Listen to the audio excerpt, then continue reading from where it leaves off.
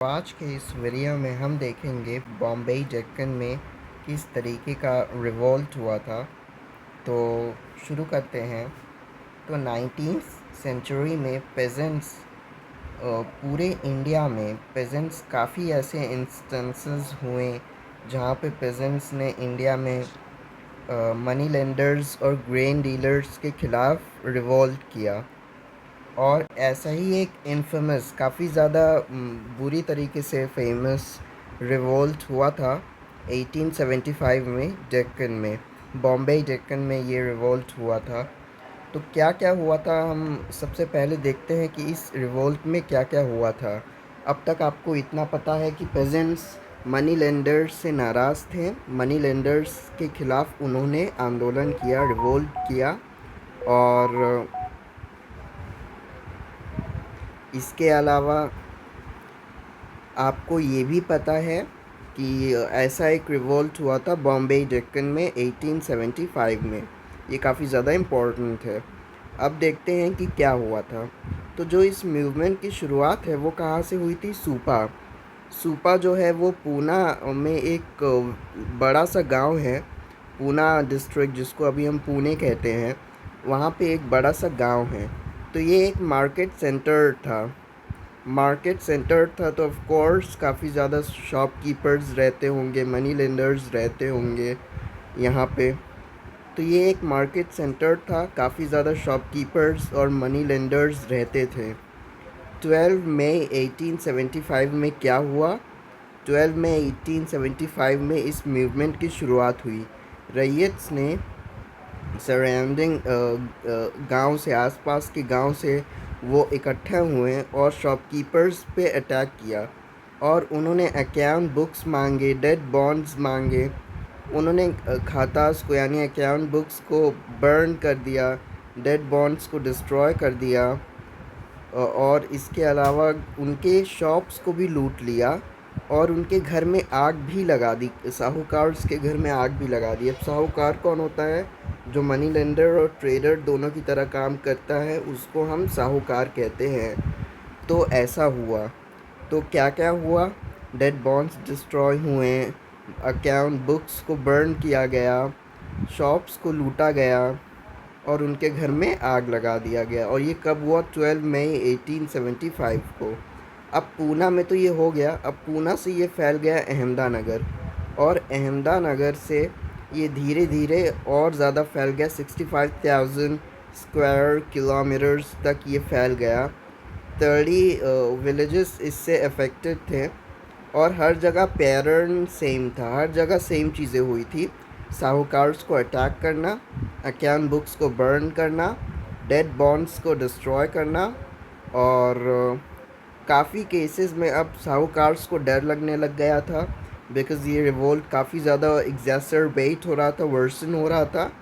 तो अब उन लोगों ने डिसाइड किया कि वो गांव छोड़ के चले जाएंगे। तो वो लोग गांव छोड़ के भाग गए और अपनी प्रॉपर्टीज़, अपनी बिलोंगिंग्स को पीछे छोड़ के भाग गए।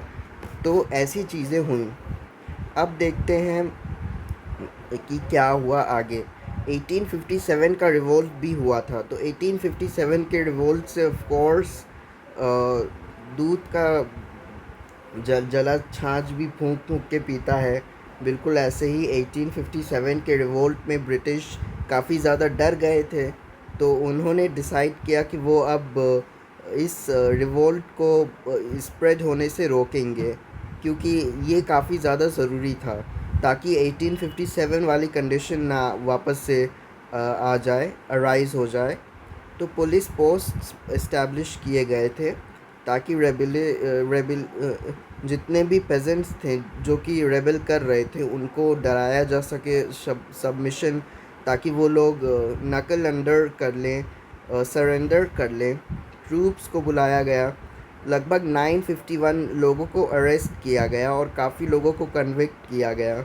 लेकिन उसके बाद भी बहुत ज़्यादा टाइम लगा इन लोगों को कंट्रोल में लाने का। आपको तो पता ही है, जब भी कोई रिवोल्ट होता है तो भले ही ब्रिटिश कितना भी ट्राई करे, काफ़ी ज़्यादा टाइम लगता था पूरे एरिया को अपने कंट्रोल में लाने का। तो ऐसा हुआ। तो अब देखते हैं कि ये बॉन्ड्स क्या थे इनको ये लोग बर्न क्यों कर रहे थे, इसकी पूरी अब ये कहानी है, ये पूरी कहानी है। और काफ़ी इंटरेस्टिंग कहानी है, थोड़ी लंबी कहानी है बट इंटरेस्टिंग है, और आई होप आपको मेरे पढ़ाने का तरीका अच्छा लग रहा होगा। तो सबसे पहले देखते हैं revenue demand and peasants debt, I am sorry, ये वाला और न्यू रेवेन्यू सिस्टम। तो ब्रिटिश जो थे, आपको पहले से पता होगी ये चीज़ कि ब्रिटिश ने सबसे पहले अपना राज कहाँ इस्टेब्लिश किया था, बंगाल में इस्टेब्लिश किया था। और बंगाल में इस्टेब्लिश किया था अपना राज, तो वहाँ पे कौन सा सेटलमेंट इम्पोज़ किया था, परमानेंट सेटलमेंट इम्पोज़ किया था। लेकिन परमानेंट सेटलमेंट को उन लोगों ने आगे इम्पोज़ नहीं किया, धीरे धीरे ब्रिटिश का राज और जगह फैल गया, पूरी कंट्री में फैल गया, लेकिन परमानेंट सेटलमेंट उन्होंने कहीं पे भी इम्पोज़ नहीं किया, दूसरे सेटलमेंट्स इम्पोज़ किए। ऐसा क्यों हुआ? पहला रीज़न तो ये था कि 1810 के बाद जो एग्रीकल्चर की प्राइस थी वो बढ़ गई। एग्रीकल्चर की प्राइस बढ़ गई तो इसका मतलब हार्वेस्ट प्रोड्यूस भी बढ़ गया। हार्वेस्ट प्रोड्यूस बढ़ गया, इसका मतलब है कि इनकम जो थी ज़मींदार्स की वो भी बढ़ गई। ज़मींदार्स अच्छी खासी इनकम लेते थे। लेकिन जो रेवेन्यू डिमांड था परमानेंट सेटलमेंट में वो फ़िक्स था। अब जब वो फ़िक्स था तो फ़िक्स था, अब 10 रुपये था तो 10 रुपये ही ब्रिटिश चार्ज कर सकती है, 10 से ज़्यादा चार्ज नहीं कर सकती। बाकी के सारे पैसे ज़मींदार्स के पास चले जाते थे। तो इसलिए भी उन लोगों ने ये डिसाइड किया कि अब हम लोग परमानेंट सेटलमेंट को हटा देंगे, क्योंकि एनहांस्ड इनकम, जितनी भी बढ़ी हुई इनकम होगी वो तो हम नहीं ले सकते। अगर 20 रुपये है तो उसमें से हम 10 ही रुपये ले सकते हैं, बिकॉज़ 10 रुपये ही परमानेंट सेटलमेंट के अंदर आता है, तो हम लोग एक्स्ट्रा नहीं मांग सकते। और उनको एक्स्ट्रा चाहिए था, अपने फाइनेंशियल रिसोर्सेज को एक्सपेंड करना था। तो इसलिए टेम्पररी सेटलमेंट, रेवेन्यू सेटलमेंट को इम्पोज़ किया गया, परमानेंट सेटलमेंट को इम्पोज़ और कहीं भी नहीं किया गया, क्योंकि उनको एक्स्ट्रा पैसे भी चाहिए थे और भी दूसरे रीज़न्स थे। जब भी ऑफिशियल्स पॉलिसीज़ को बनाते थे तो वो काफ़ी ज़्यादा इन्फ्लुएंस्ड होते थे, काफ़ी ज़्यादा इंस्पिरेशन सीख करते थे उन थ्योरीज से जिससे वो फेमिलियर हैं। 1820s में एक इकोनॉमिस्ट थे जिनका नाम था डेविड रिकार्डो, जो कि एक काफ़ी फेमस इंसान थे इंग्लैंड में। तो कॉलोनियल ऑफिशियल्स ने काफ़ी चीज़ें उनसे सीखी थी और उनसे इंस्पिरेशन लिया था। तो जब महाराष्ट्र में सेटलमेंट बना रहे थे, वो लोग नया सेटलमेंट बना रहे थे, क्योंकि परमानेंट सेटलमेंट अब वो लोग नहीं चाहते थे। तो जब नया सेटलमेंट बना रहे थे तो उन लोगों ने इनके आइडियाज़ के हिसाब से ऑपरेट किया। इनके आइडियाज़ के हिसाब से क्या है देखते हैं। रिकार्डियन के आइडियाज़ के हिसाब से लैंड ओनर जो होता है उसको एक एवरेज रेंट ही क्लेम करना चाहिए, जो कि एक स्पेसिफिक एक सर्टन टाइम में आता है। जब लैंड यील्ड ज़्यादा होता है एवरेज रेंट से,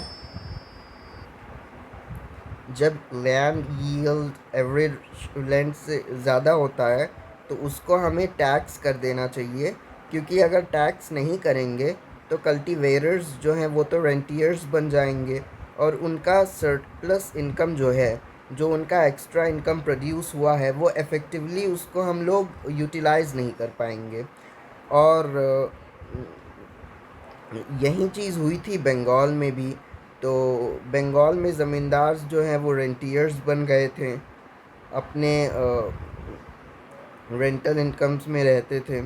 तो इसलिए ये ज़रूरी था कि डिफरेंट सिस्टम ऑफ रेवेन्यू वो लोग इम्पोज करें।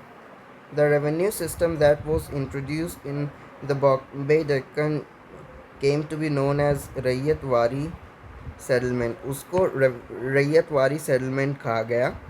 और इसमें बंगाल के सिस्टम से डिफरेंस क्या था? Revenue was directly settled with the रैयत, रैयत से ही रेवेन्यू सेटल किया गया था. The average income from different types of soil was estimated, और the revenue paying capacity of रैयत was assessed and a proportion of it fixed as the share of the estate. The lands were resurveyed every 30 years and the revenue rates increased. Therefore, the revenue demand was no longer permanent. यानी कि बहुत ज़्यादा सर्वे हुआ soil, उनकी खुद की रैयत की क्या कैपेसिटी थी कि वो कितना पैसा दे सकते थे, सॉइल, इस तरीके की चीज़ें डिसाइड हुई और उसके बाद सर्वे किया गया लैंड का और उसके बाद रेवेन्यू सेटलमेंट को इम्पोज किया गया. तो अब इस टॉपिक को देखते हैं, revenue demand and peasant debt. तो आई होप आपको पता होगा, इसको डेप्ट नहीं कहते, इसको डेट कहते हैं, डेट, DET, डेट. सो अब इसको देखते हैं हम लोग. The first revenue settlement in the Bombay Deccan was made in the 1820s, यानी 1820s में पहला सेटलमेंट बनाया गया था. बट ये रेवेन्यू डिमांड इतना ज़्यादा हाई था कि of course high revenue demand कोई भी नहीं पे कर पाएगा, तो पेजेंट्स को अपना गांव छोड़ना पड़ा और दूसरे रीजन्स में जाके माइग्रेट करना पड़ गया. अब मिट्टी ख़राब है या रेनफॉल नहीं हो रही है, तो ये प्रॉब्लम तो ऑफ कोर्स अराइज होगी ही. तो इन एरियाज़ में जहाँ पे मिट्टी ख़राब रहती थी, फ्लक्चुएटिंग रेनफॉल होता था, वहाँ पे ये प्रॉब्लम काफ़ी ज़्यादा अक्यूट थी. जब भी रेन फेल होता था तो हार्वेस्ट जो थे पुअर होते थे, हार्वेस्ट पुअर होते थे तो पेजेंट्स रेवेन्यू पे नहीं कर पाते थे. लेकिन जो रेवेन्यू कलेक्टर्स होते थे वो अपनी एफिशिएंसी दिखाना चाहते थे. हर कोई अपनी एफिशिएंसी दिखा के अपने सुपीरियर्स को, अपने सीनियर्स को इम्प्रेस करना चाहता है, प्लीज़ करना चाहता है. तो इस केस में भी ऐसा ही था कि वो लोग अपनी सुपीरियरिटी दिखाना चाहते थे और अपने सुपीरियर्स को भी इम्प्रेस करना चाहते थे और अपनी सुपीरियरिटी दिखाना चाहते थे उस पे, पेजेंट्स पे. तो उन लोगों ने काफ़ी ज़्यादा ख़राब तरीके से पेमेंट्स को एक्सट्रैक्ट करना शुरू कर दिया. और जब भी कोई फेल होता था तो उसके क्रॉप्स को सीज़ कर लिया जाता था. जब भी कोई नहीं पे कर पाया, बारिश नहीं हुई, जब भी कोई पे नहीं कर पाया, तो उसके पूरे के पूरे क्रॉप्स को सीज़ कर लिया जाता था और पूरे के पूरे विलेज में फ़ाइन लगा दिया जाता था, जो कि काफ़ी ज़्यादा सीवियर है और ऐसा नहीं होना चाहिए था. 1830s में ये प्रॉब्लम और भी ज़्यादा सीवियर हो गई, और भी ज़्यादा एग्जैसरबेट हो गया कंडीशन. क्यों एग्जैसरबेट हो गया, इसको देखते हैं. एग्रीकल्चरल प्रोडक्ट्स के जो प्राइजेस है वो काफ़ी ज़्यादा नीचे गिर गए 1832 में और रिकवर भी नहीं कर रहे थे. अब जब प्राइजेस गिर गए तो पेजेंट्स की इनकम भी गिर गई, प्राइजेस गिर गए तो पेजेंट्स की इनकम भी गिर गई. तो अब ऑफ कोर्स वो लोग पे नहीं कर पाएंगे. इसके अलावा कंट्री साइड में फेमिन आया था 1832 1834 के बीच में फेमिन्स आए थे. तो ये फेमिन के वजह से 1/3 ऑफ द कैटल डाइड. एक 1/3 कैटल मर गए थे और आधी पॉपुलेशन मर गई थी. आधी पॉपुलेशन जैसा यहाँ पे लिखा हुआ है, जो लोग बचे हुए थे, those who survived, उनके पास कोई एग्रीकल्चरल स्टॉक्स नहीं थे उनको बचाने के लिए. तो अब ये लोग क्या करेंगे. ऑफ कोर्स जब अब कोई रास्ता नहीं था तो उन लोगों ने बोरो करना शुरू कर दिया. जैसे यहाँ पे लिखा है, मनी लेंडर से बोरो करना शुरू कर दिया. Revenue could rarely be paid without a loan from a money lender. यानी कि रेवेन्यू को पे करने के लिए अब इन लोगों को मनी लेंडर्स की ज़रूरत पड़ गई. लेकिन एक बार लोन ये लोग ले लेते थे मनी लेंडर्स से, तो अब उस लोन को वो लोग वापस नहीं कर पाते थे. यानी कि डेट्स माउंट हो गए, लोन्स जो हैं अनपेड हो गए. और पेजेंट्स जो हैं वो काफ़ी ज़्यादा मनी लेंडर्स पे डिपेंड हो गए हैं। यानी कि तीन ख़राब चीज़ें हुई, डेट्स भी बढ़ गए, लोन्स भी बढ़ गए, और पेजेंट्स जो हैं पूरी तरीके से मनी लेंडर्स पे ही डिपेंड करते थे। उनको अगर हर रोज़ की भी कोई चीज़, रोज़मर्रा की भी कोई चीज़ ख़रीदनी रहती थी, एवरीडे लाइफ की, तो उनको मनी लेंडर्स के पास ही जाना रहता था। लेकिन अब धीरे धीरे एक खुशखबरी भी आई कि 1840s में इकोनॉमिक रिकवरी का एक साइन था। बहुत सारे ब्रिटिश ऑफिशियल्स ने अब ये रियलाइज़ किया था कि जो रेवेन्यू सेटलमेंट है वो काफ़ी ज़्यादा हार्श है। तो अब एटलीस्ट उन लोगों ने रियलाइज़ तो किया कि रेवेन्यू सेटलमेंट काफ़ी ज़्यादा एग्जॉर्बिटेंट है, काफ़ी ज़्यादा एक्सटॉर्शनेट है। तो और पेजेंट्स की इकॉनमी इसलिए कोलैप्स करने वाली है। तो रेवेन्यू को मॉडरेट किया गया था ताकि पेजेंट्स को एनकरेज किया जा सके कि वो कल्टीवेशन को एक्सपेंड करे। आफ्टर 1845 एक और खुशखबरी आ गई। अब पहली खुशखबरी क्या थी कि ब्रिटिश को रियलाइज़ हो गया इस फैक्ट का कि रेवेन्यू सेटलमेंट काफ़ी ज़्यादा, रेवेन्यू डिमांड काफ़ी ज़्यादा हाई था, रेवेन्यू सेटलमेंट काफ़ी ज़्यादा रिजिड था, और इसलिए उन लोगों को थोड़ा मॉडरेट करना चाहिए। दूसरी भी खुशखबरी आई। दूसरी खुशखबरी क्या आई कि एग्रीकल्चरल प्राइसेस जो है वो काफ़ी ज़्यादा बढ़ गए। कल्टीवेटर्स जो थे अब वो धीरे धीरे अपना एरिया बढ़ा रहे थे, धीरे धीरे पेस्चर लैंड्स को भी कल्टीवेट कर रहे थे। लेकिन अब इसमें एक छोटी सी प्रॉब्लम थी। प्रॉब्लम क्या थी? अब अपने कल्टीवेशन को एक्सपेंड करने के लिए उनको किन किन चीज़ों की ज़रूरत है? ज़मीन की, सीड्स की, प्लाउज़ की, कैटल की, और इनके लिए उनको किस चीज़ की ज़रूरत है? पैसे की ज़रूरत है। अब पैसे के लिए उनको किसके पास जाना होगा? फिर से मनी लेंडर्स के पास जाना होगा और लोन्स मांगने होंगे। तो ये है इसकी कहानी। आई होप अब तक आपको वीडियो अच्छा लग रहा होगा। ये वीडियो काफ़ी ज़्यादा इट्स गonna बी लेंथी, और लेकिन कोई बात नहीं, हम पूरा करेंगे। अब बात करते हैं कॉटन ब्यूम की। तो 1860s का जो एरा था उसके पहले जो कॉटन था, जो रुई थी, रॉ कॉटन, वो ब्रिटिश में अमेरिका से आती थी, यानी यूएसए से आती थी। अब ब्रिटिश एप्रीहेंसिव थे काफ़ी ज़्यादा इस बात को लेके, काफ़ी ज़्यादा वरीड थे इस डिपेंडेंस को लेके। क्यों वरीड थे? क्योंकि अगर अब अचानक से ये सोर्स, ये इम्पोर्ट कट ऑफ हो गया, कर ऑफ हो गया, तो ये लोग क्या करेंगे? तो इसलिए अब उन लोगों ने दूसरे सोर्सेज भी ढूंढना शुरू कर दिए। जैसे कि 1857 और 1859 में दो डेवलपमेंट्स हुए थे। दो कंपनीज़ को फाइंड किया गया था।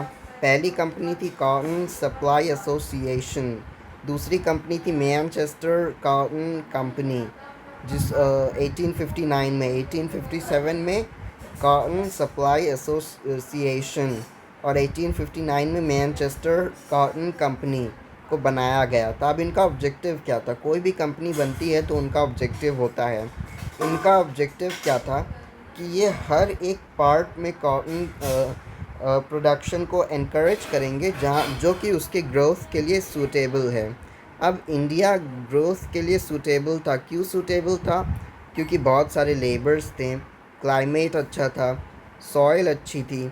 तो इंडिया को एक ऐसी कंट्री की तरह देखा जा रहा था जो कि अगर अमेरिका का सप्लाई ड्राई अप हो जाता है या कट ऑफ हो जाता है तो ये लोग उसको सप्लाई दे सकते हैं ब्रिटिश को। लैंकाशायर, आई होप प्रोनाउंसिएशन सही है। तो ये लोग ऐसा कर सकते थे इंडिया में, इसलिए काफ़ी ज़्यादा इनक्रेज किया गया। अब एक प्रॉब्लम आई। प्रॉब्लम क्या आई? और ये प्रॉब्लम ब्लेसिंग इन डिस्गाइज था कहीं ना कहीं। क्यों? क्योंकि ये प्रॉब्लम रैयत्स के लिए काफ़ी ज़्यादा फ़ायदेमंद साबित हुई। अमेरिकन सिविल वॉर हुआ। अमेरिकन सिविल वॉर कब हुआ? 1861 में। अब ये वॉर हुआ तो जितनी भी कॉटन इंपोर्ट्स थे वो काफ़ी ज़्यादा गिर गए। 3% ऑफ द नॉर्मल, उससे भी ज़्यादा गिर गए। पहले ये थे 2 मिलियन बेल्स 1861 में, और 1862 में ये 55,000 बेल्स हो गए। तो अब जब इतना ज़्यादा इम्पोर्ट गिर गया तो आगे क्या हुआ? आगे इन लोगों ने इंडिया में मैसेजेस भेजने शुरू कर दिए कि रुई का सप्लाई करो, और कॉटन मर्चेंट्स जो थे वो कॉटन प्रोड्यूसिंग डिस्ट्रिक्ट्स में जाते थे सप्लाई को लेने के लिए, और कल्टीवेशन को इनकरेज करने के लिए कि भाई कल्टीवेशन करो। और प्राइजेस जैसे बढ़ गए तो एक्सपोर्ट मर्चेंट्स जो थे बॉम्बे में, वो बहुत ज़्यादा कॉटन, बहुत ज़्यादा रुई सिक्योर करना चाहते थे।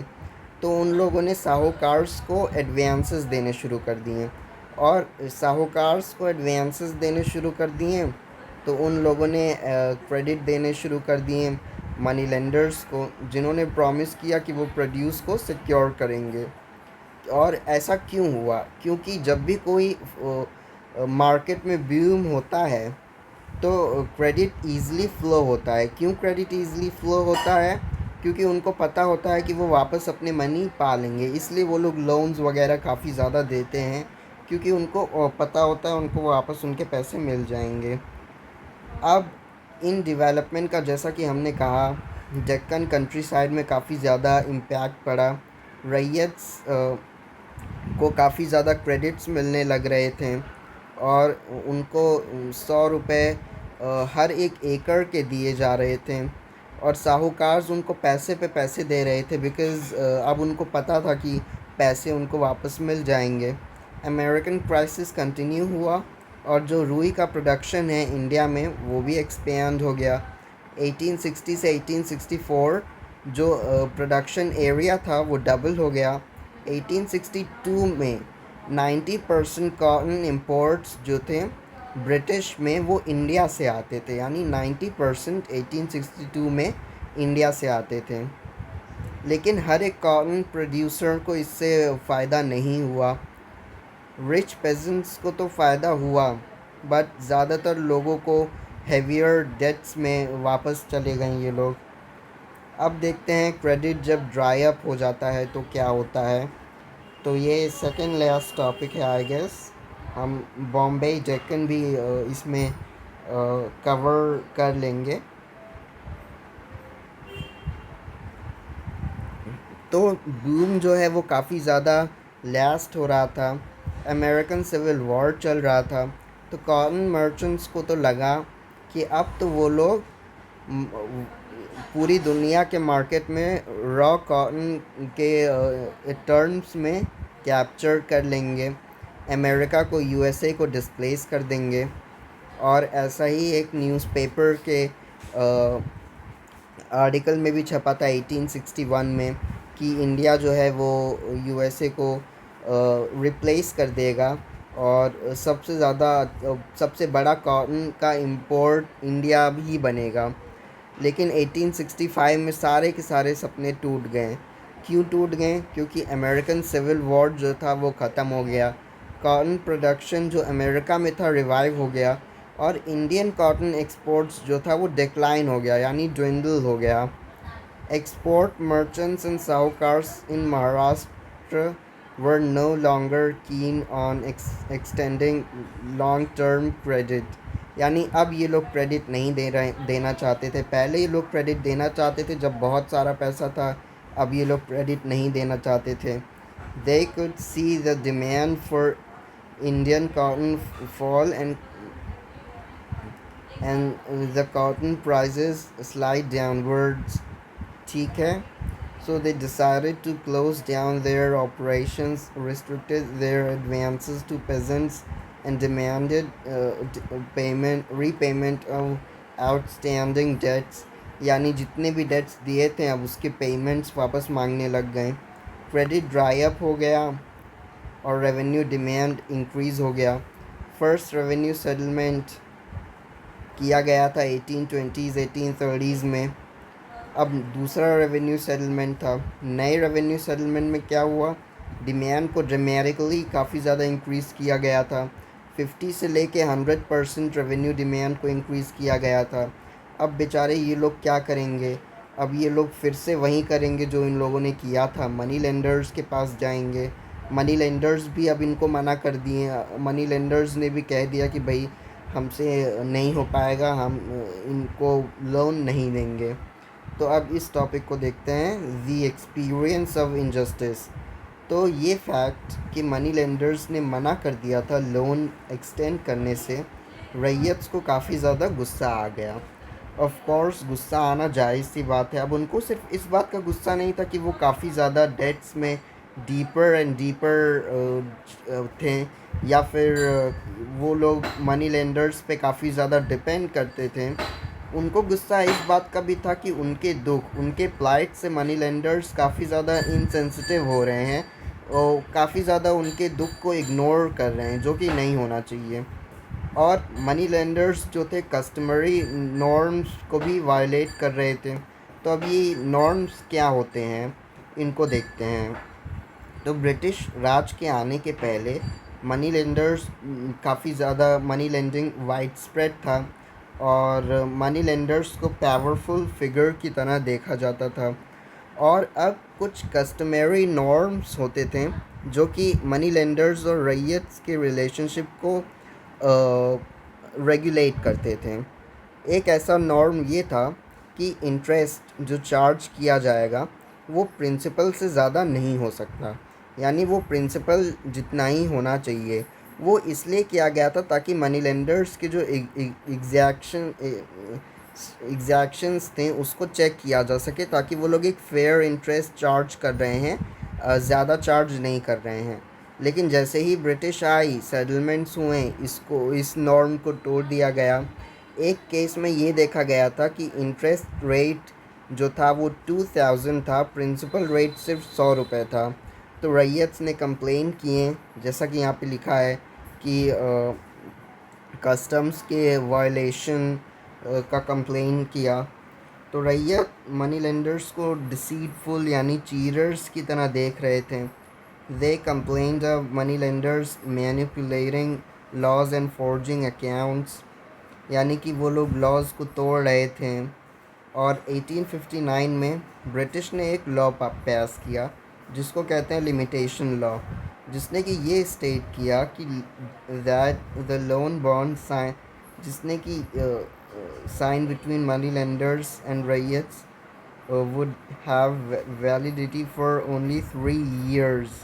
यानी जो भी लोन बॉन्ड साइन होगा मनी लेंडर्स और रैयट्स के बीच में, उसके पास वैलिडिटी होगी सिर्फ 3 साल की, ताकि वो लोग चेक कर सकें इंटरेस्ट के एक्यूमुलेशन को। 3 साल से ज़्यादा नहीं होगा। मनी लेंडर्स ने हालांकि इस लॉ को पूरा का पूरा दूसरी तरफ कर दिया।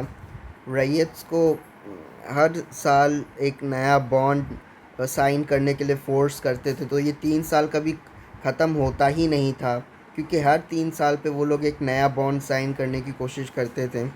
When a new bond was signed, unpaid balance, there is original loan and accumulated interest was entered as the principal on which a new set of interest charges was calculated।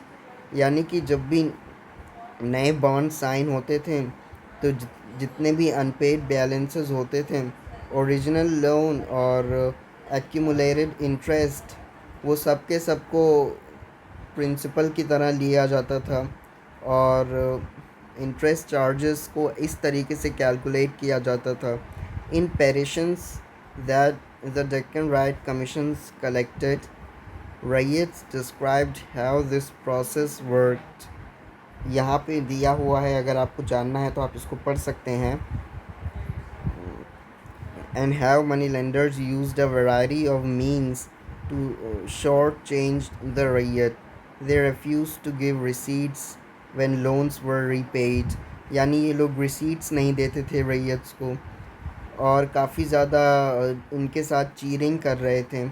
Acquired the peasants' harvest at low price and ultimately took over peasants' property। और अंत में जब ये लोग नहीं कर पा रहे थे तो पेजेंट्स के हार्वेस्ट को ये लोग ले रहे थे और अंत में ये लोग पेजेंट्स के पूरे प्रॉपर्टी को ही ले रहे थे। तो ये डीड्स और बॉन्ड्स को काफ़ी ज़्यादा ऑप्रेसिव की तरह देखा जा रहा था। ऑप्रेसिव सिस्टम था ये। ऐसे पास्ट में ये डीड्स नहीं हुए थे कभी, ये पहली बार था। The British were suspicious of transactions based on informal understanding as was common in the past. ठीक है, तो the term of transactions they believed had to be clearly, unambiguously, and categorically stated in contracts, deeds, and bonds, and regulated by law. Unless the deed or contract was legally enforceable, it had no value. यानी कि जब तक deed का यानी कि जब तक deed का लीगली एनफोर्सेबल ना हो, वो वैल्यूलेस है, उसका कोई वैल्यू नहीं है। Over time peasants came to associate the misery of their lives with the new regime of bonds and deeds। यानी कि उन्होंने अपने सारे के सारे दुखों को एट्रीब्यूट किया इन डीड्स और बॉन्ड से।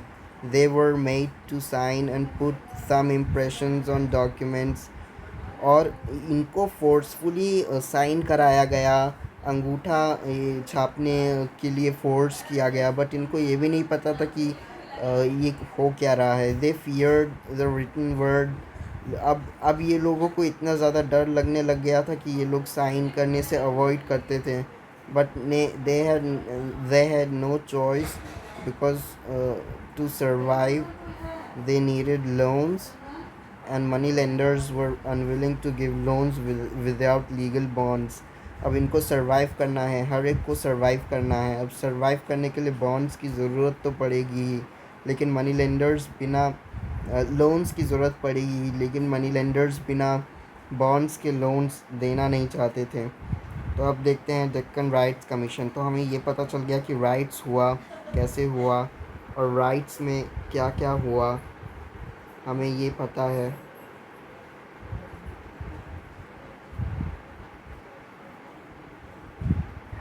अब देखते हैं डेक्कन राइट्स कमीशन। जब अब देखते हैं डेक्कन राइट्स कमीशन। तो दंगे जो हैं वो डेक्कन में फैल गए, लेकिन बॉम्बे की जो सरकार थी वो इसको ज़्यादा सीरियसली लेना नहीं चाहती थी।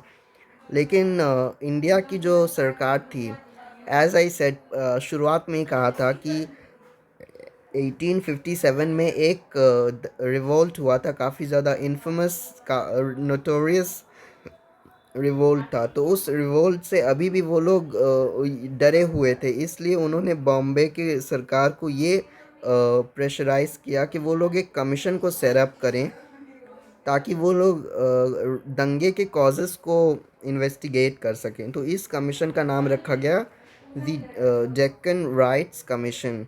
कमीशन का पहला रिपोर्ट कब प्रेजेंट किया गया था ब्रिटिश पार्लियामेंट में? 1878।